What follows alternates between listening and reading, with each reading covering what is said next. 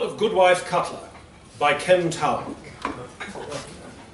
When, on St. Crispin's Day, 1416, in the 4th year of the reign of Henry V, and the 1st anniversary of the Battle of Agincourt, Goodwife Mary was brought before the assizes in Guildford. Her sex presented the court with something of a conundrum. In English common law, maiming was the malicious rendering of the victim less able to annoy his adversary. Now, typically, this might involve dismemberment or the gouging of the eyes. Mayhem, as it was then called, was a serious felony.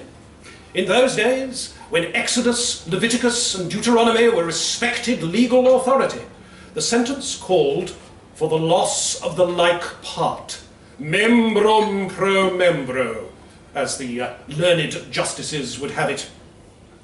The particular act that she had allegedly committed upon her husband was the removal, by means of his own eating knife, of his privy member. Should she be found liable for this egregious act, it was difficult to see how she could be made to forfeit what she did not have. That, members of the jury, is a river we shall have to cross should we reach it, said Justice Sir Edward de Vere. Meanwhile, your responsibility as jurors is to investigate by interrogating those witnesses you think fit. The jurors, 12 goodmen of the 100, sat in silence. They all knew Goodman John Cutler of Clapham. Prior knowledge was, in those days, a most desirable quality in a juror. That John Cooper and John Taylor had both faced Cutler over matters of business in the civil courts was not considered a barrier to justice. On the other hand, the obligation to attend the quarterly assize in Guildford and to pay for bed and board while there was an onerous one. No one doubted that the trial would be a quick one and that Mary Cutler would soon learn her fate. De Vere asked the jurors to decide amongst themselves whom they would call for interrogation. After 5 minutes, the answer came back. John and Mary Cutler, in that order. Since John was in the antechamber of the court, and Mary was under guard in Guildford Castle up on the hill, the proceedings were brought to order. The hunched figure of Goodman Cutler appeared at the door of the court, and De Vere, taking pity on him, invited him, contrary to established practice, to give both oath and testimony from a sedentary position. Cutler winced at the very thought of his own physical discomfort, shuffled across the well of the court, sat slowly down, and winced again as he did so. In an age when few people had the means to be fragrant, Cutler was particularly ripe. Goodman Roger Little rose to speak on behalf of the jury. Aha, thought De Vere, the quiet one, desperate for his day in court. He found himself leaning forward, the better to hear Roger Little. The question was a disappointment. The first question usually was. Goodman Cutler, can you tell us in your own words what happened to you on the morning of the 15th of the instant month? So obviously an attempt to ask the sort of question jurymen were supposed to ask. As Roger took his seat, his face radiating smugness, De Vere knew that he would have to intervene several times to keep this case on track. In your own words? Why did they think it was necessary to say that? Cutler was already speaking and looking, as he did so, from juror to juror. Oh, I woke up in pain. I was in our bed and my good wife was standing over me. Lie still, she said, you have a wound. I looked down and saw wadding and bandaging round me thighs and privy area, stained dark with blood. Much afraid, I asked her what had befallen me. I remembered nothing. I began to shake. Roger was on his feet. Were you drinking the night before? My wife, sir, is a brewster. There is always beer. Good beer, too. Yeah, good enough to sell to the taverners down at the Bull. I takes it down there myself. Yeah, she's oftentimes angry with me for drinking so much of it. Says I lay violent hands on her, but I say she is a liar. So yes, sir, I was drinking the night before, and I say, what of it? It is my good wife, not I, who is on trial. Roger's face fell. De Vere came to his rescue. Goodman Cutler, you have denounced your wife for mayhem. The jury has a duty to investigate your claim. You will not question them. They will question you. Is that understood? Cutler nodded, and Little, emboldened, pursued his line of inquiry a little faster this time. You have stated that you remember nothing. I put it to you, you have no standing, therefore, in a charge against your good wife. Perhaps someone else committed the mayhem.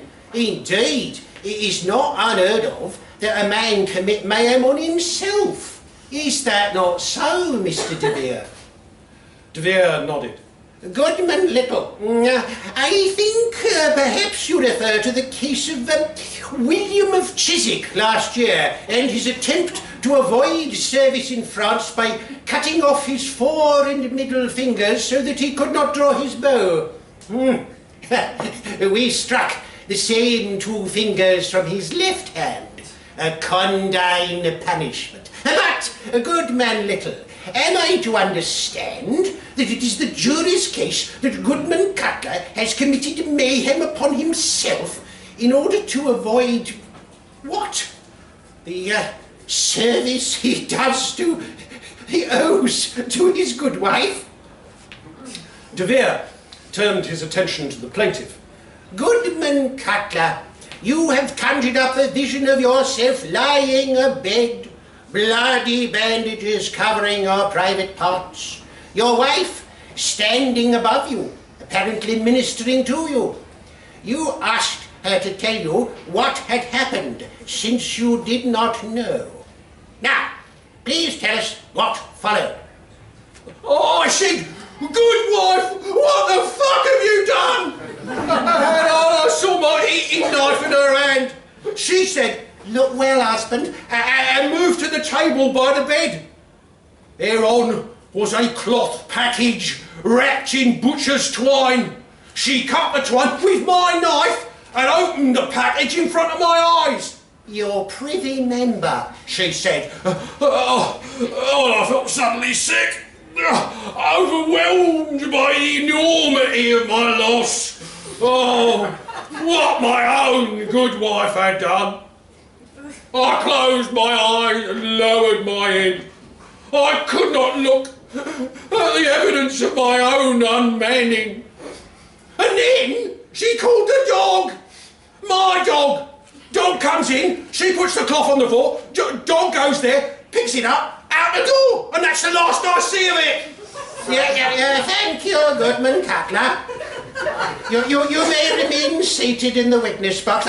I think we must hear from your good wife. Bailiff, bring her in. Goodman Little, the court has identified the woman who is being taken into the dock as Goodwife Mary Cutler, Brewster of Clapham. You will recognise her as such, so please proceed directly to discovery. There was a palpable murmur of appreciation from the jury at De Vere's oiling of the wheels of justice. Roger took this to heart and formulated his questions carefully. Goodwife Cutler, we are here to find out the truth of what happened on St. Crispin's Day at your home in Clapham. Why did you cut off your husband's member and feed it to his dog? Was it because he beat you? Yeah, better, thought De Vere. A leading question might actually get an answer. He beat me, yes, most days. He's a pig of a man, sir, but I did not cut off his cock. That night he came in roaring that he was going to give me a kicking.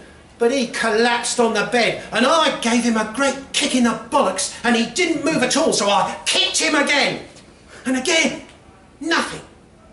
And then I fell to thinking I would teach him a lesson. I took his eating knife from his belt. I do not have one of my own, sir, even though my husband is a cutler, and I pricked him about his prick and the sack that hangs below, and I packed it up tightly with bandages and gave him a few more kicks there, just to get the blood a-flowing and give him the sense of having nothing down there but pain, sir. I had a nice shiny bit of pig's gut from Goodman Butcher. Little bluish thing about the right size and shape, and I wrapped that up and I let it sit by the bed while he slept. Well, you know the rest. He only looked at it for a second, and the pain and the bandages convinced him that it was his cock in the cloth. And then in the dog. Conversations broke out around the court, including among the jurymen, and De Vere had to call for silence. "Bailiffs!" he cried. "Take this Goodman and make him stand.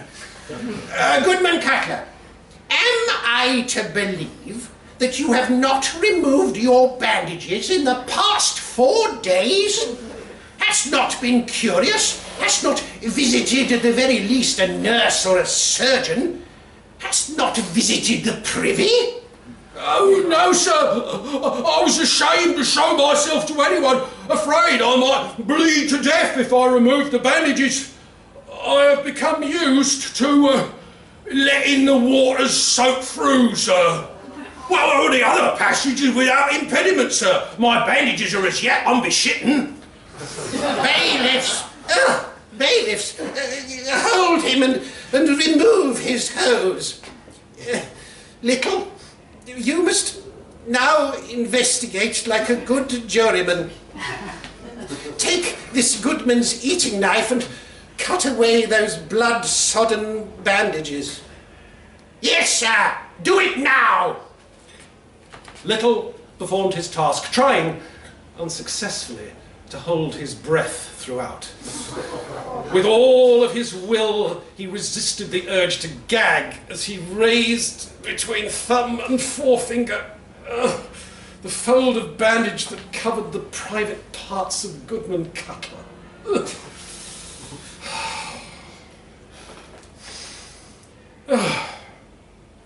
In Clapham, the following week, at the Sign of the Bull, an alehouse owned by Goodman Ralph Taverner, who regularly bought Goodwife Cutler's ale, the drinks were free, and a skillful eavesdropper might have spent a profitable hour. "Oh, they stink," said John Cooper as he lifted his drink from a barrel of his own making. "Oh, the smell is like nothing else. Oh, he poisoned the air of the court.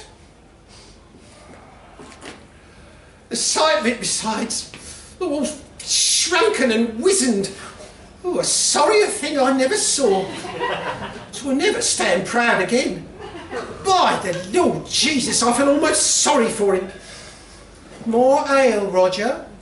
asked Goodwife Cutler, and Little acquiesced as Mary poured more ale out of a stone jug. "I hear you have moved in here, Goodwife Cutler, that you now live under the Sign of the Bull. But does not Goodman Taverner have a wife?" "He did," came the reply, "but she is here no longer. It appears she was serving more than just good ale to my husband." "Where is he now?" asked Roger, the practised but now somewhat inebriated juryman. "Oh, he left. She knew what Ralph would do if he found out, and he did find out. I do not think he will see her again." That night, as she lay in bed, Mary Cutler felt free for the first time.